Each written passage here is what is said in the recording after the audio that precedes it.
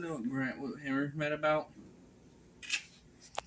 Hello and welcome to my channel. Today we're going to be talking about the 7 console games that have the best handheld versions. 7 what? Console games, okay. Hi, go to my channel, Little Chris 10, little spelled, hang on. I have to check now how it's spelled. And, make sure. Little, L is capital, then it's space. Chris is spelled with a K, capital, the K is, and it's just KRIS, and then the number 10, no space between Chris and 10, if you want more video game related stuff. Not like this specifically, but I said specifically, I meant specifically. I'm a dumbass right now. If you can't tell, I'm tired as fuck. I'm hungry and tired. It's 12:50 in the morning. Why is this happening? But anyway, specifically not like this, but just video game stuff. This probably will be on my channel anyway, since most of it's just been me talking. Wow. Anyways, the annoying lady who's going to talk to you about this wants her phone back. So, bye-bye for now. So please like this video and subscribe to my channel. There's a new Deadpool movie coming and for more out? videos like this, also watch my other half channel, A&A Snakes and Stuff. Or my younger son's channel, Henny's Toys and Games. Now let's dive into the video. Well, at least that makes sense as it's toys and games. Instead of... Throughout gaming, handheld consoles have been home to some of gaming's voice that you can barely biggest hear? titles and sleeper hits. What's hits? And they've also been home to a host of console ports of games that were successful on their native system. These ports often range in quality depending on how much effort the developer working on it put in. Okay, so it wasn't Mortal Kombat. When a port worked, though it really worked, often showing that it was indeed possible to pack a home gaming experience into a little box with a screen that players could take on the go. It also worked to show the validity of these little systems, proving that they were worthy of players' time and money. 1. Max Payne Game Boy Advance.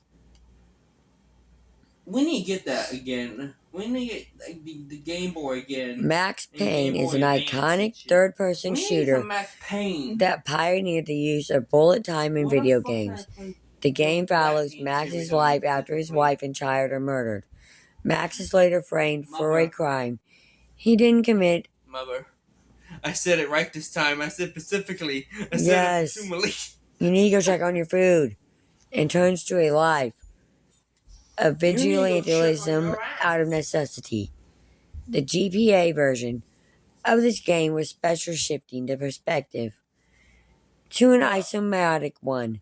It retained the monologue-driven cutscenes and overall style that made the PS2 version so distinct. The what version?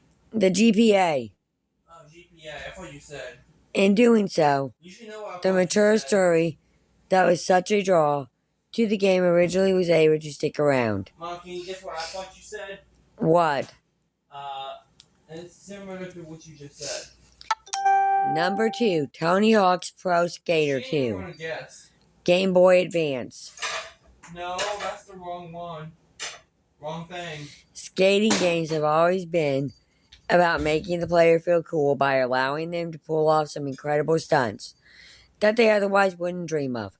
The typical behind-the-back camera angle does a great job of emphasizing this by placing the player as close to the action as possible.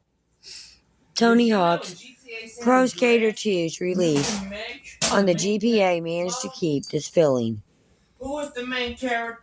Yes, even after pulling the camera above the player's head, as well as keep a lot of the depth in each stage. While it couldn't keep the great licensed music from its console version due to the handheld's limitations, it still managed to keep that punk feel that the games are known for. Number 3, Sonic Colors Nintendo DS. The debate between 3D and 2D Sonic is a constant one, as the series has put out hits and duds in both styles. For a moment, however, the debate was decided as Sonic's Colors made its appearance on the Nintendo DS. Yes, the Wii version featured a lot of 2D stages itself, but it wasn't nearly to the same extent as the handheld version. The two screens on the DS are put to work as players bounce between them throughout a given stage. There are also some exclusive bosses, Wisp, and side quests in the DS version. Number 4, Persona 3 Portable, PlayStation Portable.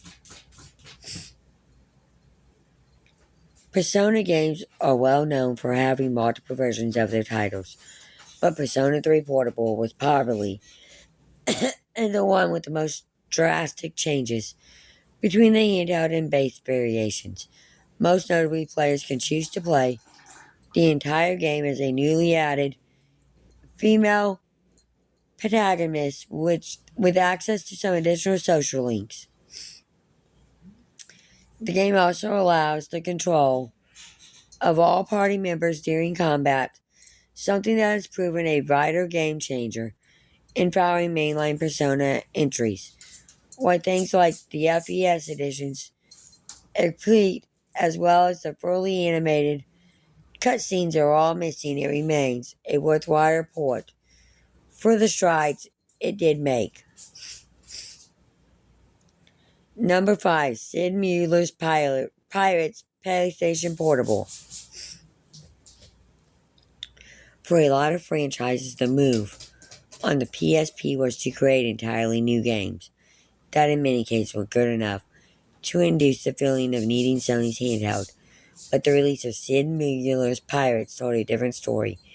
It stayed relatively the same as the PC and Xbox versions, just for some UI changes. Pirates has players step into the swashbuckling branches of a rogue sailing the Caribbean in search of fame and fortune.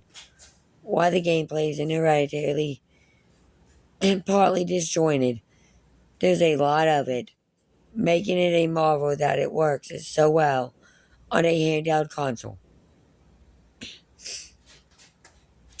Number 6, Final Fantasy Tactics War of the Lions PlayStation Portable. Re-releasing games that originated on previous genre hardware makes sense as a way to extend the life of a game and keep it relevant for future gamers, to whom it might appeal. If the game makes the jump to a new console nearly flawlessly, like Final Fantasy Tactics War of the Lions, is just icing on the cake. War of the Lions adds some new battle scenarios, cutscenes, and characters. It also reworks some of the script to update the dialogue of the modern day, which is something that most fans could take or leave regardless. It's essentially the same critically applauded tactics game that fans love.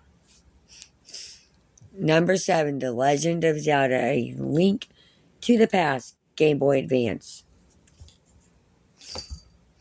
The Game Boy Advance was one of the first handhelds to essentially pack the entire power of the previous generation into a portable machine. Nintendo proved the concept with the port of A Link to the Past, one of the most beloved games in the franchise.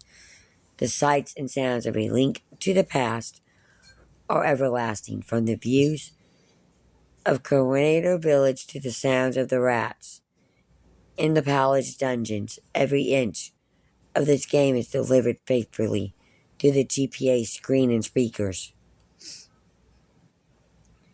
Thank you for watching this video, and peace out till the next one.